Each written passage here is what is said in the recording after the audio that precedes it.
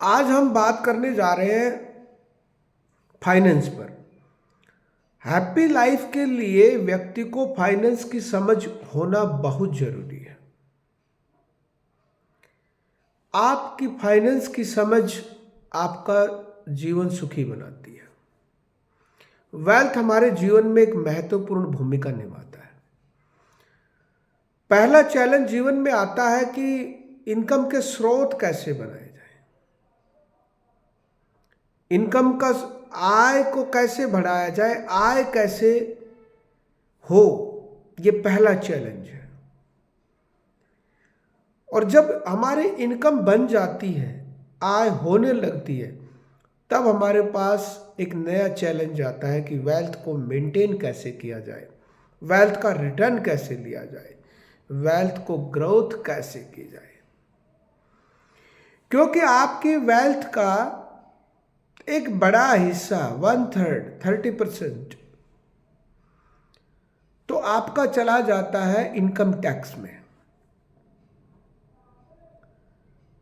और 10 रुपए यानी कि 10%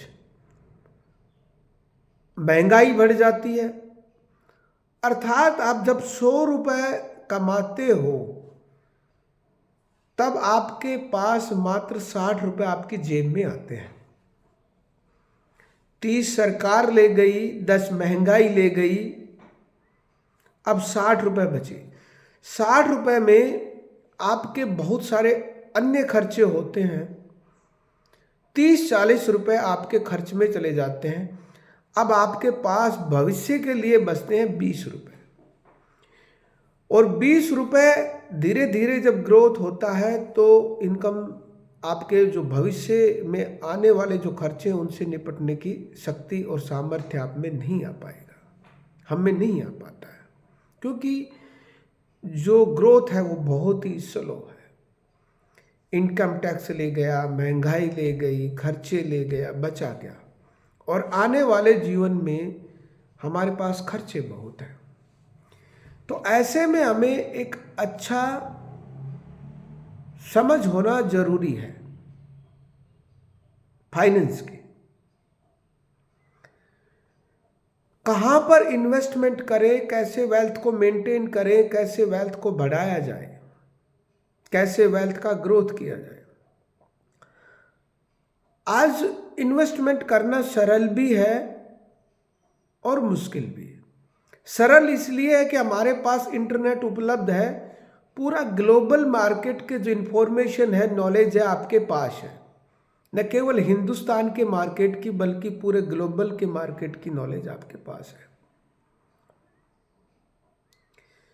आपको पूरे देश का जो मार्केट है, सोने का, गोल्ड का, शेयर मार्केट, इन सब की नॉलेज, कंपनीज की नॉलेज, इंफॉर्मेशंस सब हमारे पास इजीली अवेलेबल है। आज मैं सोना कितना महंगा हुआ, सोना क्यों सस्ता हुआ, सोने पर क्या इम्पैक्ट है, इजराइल और हबीजुल्लाह का युद्ध समाप्त हो गया तो सोने को कैसा इम्पैक्ट पड़ेगा, अडानी पर आज अमेरिका में केस दर्ज हुआ तो उसकी कंपनी पर क्या इम्पैक्ट पड़ेगा, अडानी के कैसा बिजनेस है, अंबानी का कैसा बिजनेस है, टाटा क्या कर रही है, इन सब की समझ हमें हो जाती है क्योंकि हमारे पास इजीली इंफॉर्मेशन अवेलेबल है। तो सोने में इन्वेस्टमेंट कर सकते हैं हम, शेयर मार्केट में इन्वेस्टमेंट कर सकते हैं, अच्छा रिटर्न ले सकते हैं, म्यूचुअल फंड में इन्वेस्टमेंट कर सकते हैं, वहाँ से रिटर्न ले सकते हैं। अपनी सोशल नेटवर्किंग के थ्रू भी आप अपना रिटर्न बढ़ा सकते हैं। आप सरकारी योजनाओं में, सुकन्या, पीपीएफ जैसी योजनाओं में हम अपना रिटर्न बना सकते हैं। अदरवाइज बैंकिंग व्यवस्थाओं में सेविंग में तो ना के बराबर रिटर्न है। और इसलिए आजकल आप देख भी रहे हैं कि बैंकिंग में डिपॉजिट कम होने लगा है। लोग नहीं जा रहे बैंक में डिपॉजिट करने, नहीं जा रहे क्योंकि ब्याज ना के बराबर मिलता है, विशेषकर सेविंग में। और एफडी में भी मिलता है तो उस पर उसी प्रकार से टैक्सेज वगैरह लग जाते हैं। तो मेरा कहने का मतलब रिटर्न लेना एक चैलेंज है, एक चुनौती है हमारे लिए। अगर हम बेहतर समझ रखते हैं, दुनिया को पढ़ते हैं, नॉलेज लेते हैं, रीड करते हैं, शेयर मार्केट की नॉलेज रीड करते हैं, नेट पर को पढ़ते हैं, गोल्ड के बारे में जानते हैं, अन्य सरकारी स्कीम्स के बारे में जानते हैं, प्रॉपर्टी की समझ रखते हैं, तभी ही जाके आपकी वेल्थ ग्रोथ कर पाएगी, तभी आपकी वेल्थ मेंटेन हो पाएगी। अदरवाइज कितना ही कमा लो वहीं पर आ जाओगे और वहीं पर रहेंगे।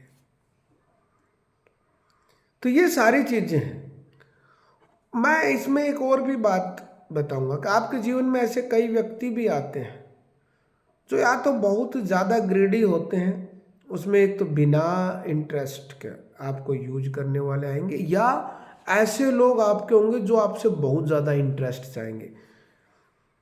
बिना इंटरेस्ट के आपका पैसा यूज करने वाला व्यक्ति भी ग्रीडी है, वो भी आपके लिए अच्छा साबित नहीं है। और बहुत ज़्यादा आपसे जो कमा रहा है, बहुत ज़्यादा इंटरेस्ट ले रहा है, वो भी ग्रीडी है।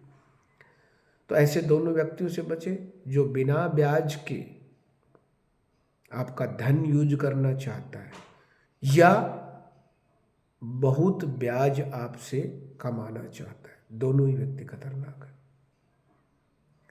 तो दोनों व्यक्तियों से बचे और अपनी जानकारी, अपनी नॉलेज बढ़ाते रहे, तभी आप अच्छी वेल्थ मेंटेन कर पाएंगे, अपने खर्चों से निपट पाएंगे और सुखी रह पाएंगे, हैप्पी लाइफ बिता पाएंगे। तो फिर हम किसी अन्य वीडियो में फिर मिलते हैं। आपका दोस्त सुरेश यादव। जय हिंद।